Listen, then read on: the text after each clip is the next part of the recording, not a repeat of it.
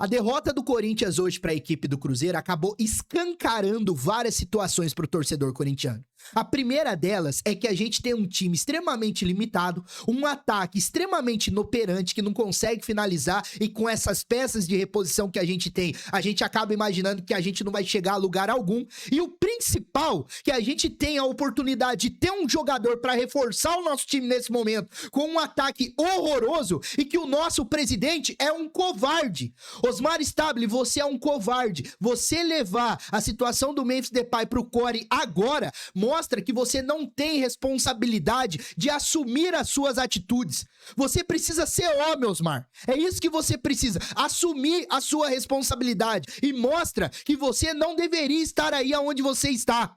A gente tá precisando, o Diniz tá quase implorando, necessitado de ter alguma peça de reposição, porque desde quando ele chegou, não vê absolutamente ninguém. Por causa de quem? Por causa dele? A culpa é de vocês. Vocês fizeram o time estar onde o time tá agora. Vocês acabaram fazendo com que os salários ficassem atrasados, com que o direito de imagem ficasse atrasado. Vocês são responsáveis pelo transfer ban. E não venha falar que não. Não venha falar que não, porque você, Osmar, era vice-presidente do Augusto na gestão dele. Hoje a gente acabou perdendo pro time reserva do Cruzeiro, e depois que entrou os titulares do Cruzeiro, a coisa desandou mais ainda, né? O Corinthians com seu time considerado titular. E o triste é saber que a gente tem um meio-campista que não consegue pensar antes de dominar a bola. Ele precisa estar com a bola no pé pra ver se ele vai chutar, pra ver se ele vai cruzar, pra ver se ele vai dar passe. E isso é extremamente ruim, rapaziada. Olha o Mateuzinho Prime. Como que você acaba lançando uma bola no meio daquele jeito? Como que você deixa de pular no atacante no segundo gol, Mateuzinho? Não jogou porra nenhuma. Tem que parar de falar e jogar bola. A oportunidade que a gente tinha da gente assumir a 5ª colocação do Campeonato Brasileiro, entrar de vez na briga pelo G4, o Corinthians mais uma vez acabou desperdiçando. E agora a gente tá em 9º lugar no Brasileirão, e agora a gente tem uma tarefa extremamente complicada, difícil, uma missão muito dura para poder vencer a equipe do Rosário Central no meio de semana. E o pior é saber que é o time que jogou hoje, é o ataque que a gente tem, é o meio-campista que a gente tem.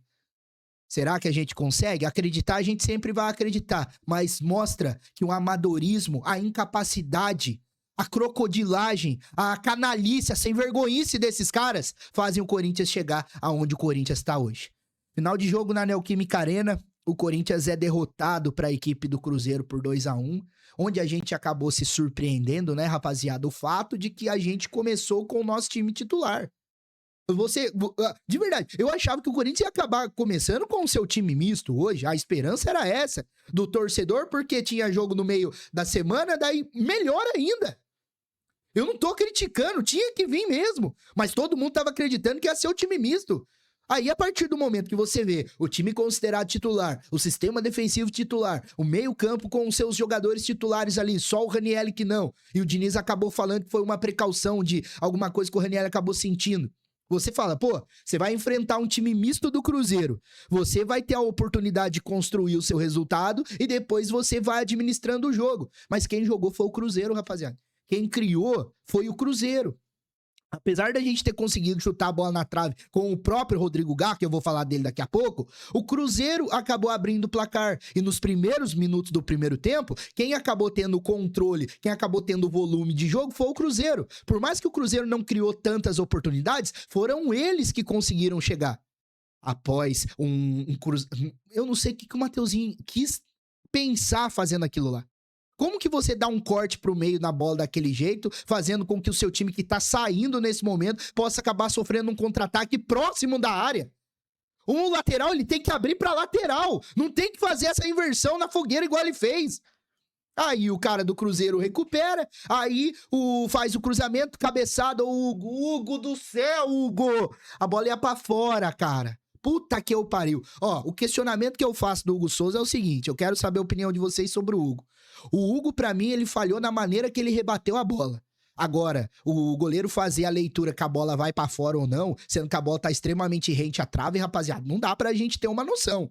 Não dá, rapaziada. Não tem nenhum especialista aqui. Agora sim, o Hugo ter espalmado a bola pra dentro, onde o Bruno Rodrigues acabou fazendo 1-0 pro Cruzeiro, tá tudo certo. Tem que ser questionado mesmo. Porque o Hugo Souza vem oscilando e a tristeza é essa. E o questionamento do torcedor é esse. Aí o Cruzeiro, que tinha o planejamento de levar um empate no primeiro tempo, consegue levar uma vitória no primeiro tempo, aí as coisas complicam ainda mais, porque o time do Corinthians já tá com seu time titular, vai fazer substituição, entra quem? Guinegão, Dieguinho, Jesse Lingard.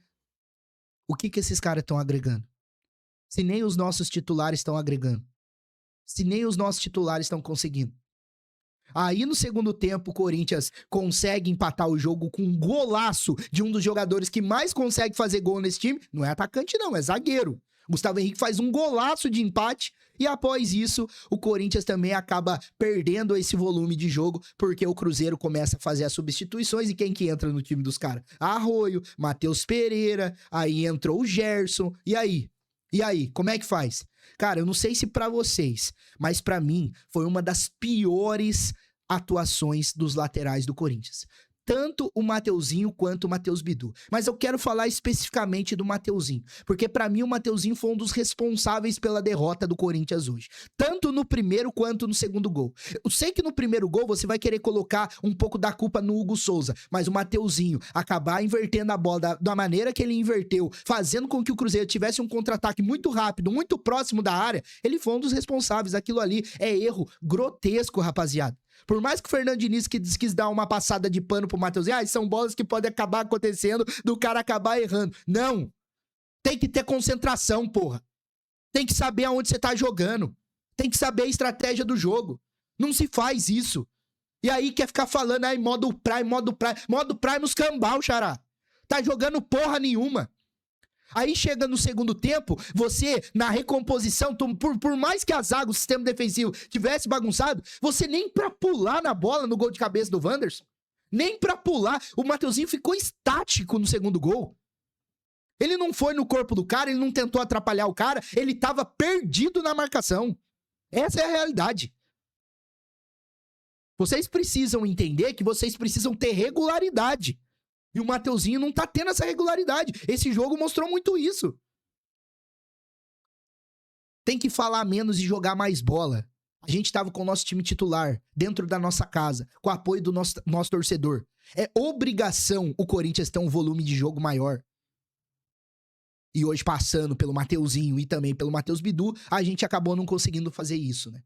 Aí, a partir do momento que o Cruzeiro faz 2-1, mano, aí praticamente selou a vitória dos caras, porque os caras já estavam com um controle de meio campo muito melhor do que o time do Corinthians, os caras estavam conseguindo criar oportunidades, os caras estavam tendo um contra-ataque muito rápido com o Caio Jorge, com o Gerson, com o Matheus Pereira, que entrou, com o Arroio, que acabou entrando também, o próprio Wanderson, e o Corinthians, que já estava demonstrando ser um time cansado, fazendo as substituições de jogadores que não conseguem nem manter o nível dos titulares. Aí a coisa complica ainda mais, né?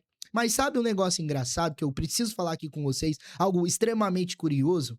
Não sei se vocês têm essa mesma linha de pensamento do que eu, mas a partir do momento que o time do Corinthians não tem os seus pilares como o Yuri Alberto, como o Memphis Depay, que a gente nem sabe se vai acabar vindo ou não por causa desse amadorismo incompetente aí do nosso presidente, o Garro deveria ser esse cara de colocar a bola debaixo do braço e chamar a responsabilidade. Mas o que o Garro tá fazendo? O Garro não tá jogando absolutamente nada.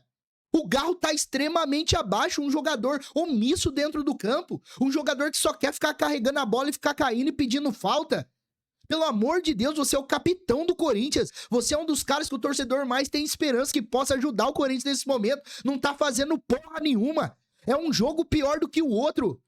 O torcedor ainda busca tentar dar crédito pro Garro, mas o Garro não tá jogando nada. Que falta que faz o Zacarias Labiar? Que falta que faz o Zacarias? Ele seria titular desse time do Corinthians hoje. Porque o Garro, se tivesse minimamente um jogador pra poder tentar disputar a posição com ele, o Garro perderia a posição pra esse cara hoje. O Garro não merece ser titular desse time do Corinthians. Não tá jogando nada. E não é de hoje que isso tá acontecendo. Não é de hoje. Pô, aquele Garro de 2024 vai ficar só em 2024 mesmo?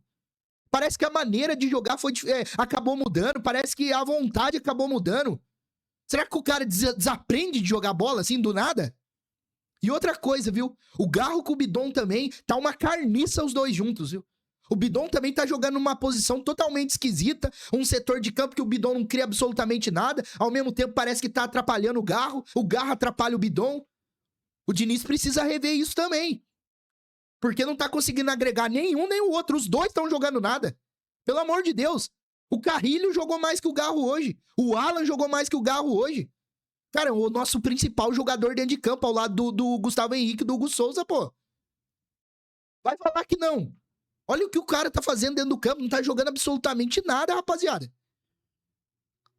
E se a gente tem um meio-campista que é responsável pela articulação, que deveria ser um dos caras que mais finalizasse no jogo, que deveria ser o cara do passe diferente, o cara não tá fazendo nada, nem uma coisa nem outra, mostra que a gente acaba tendo muita tristeza dentro do campo.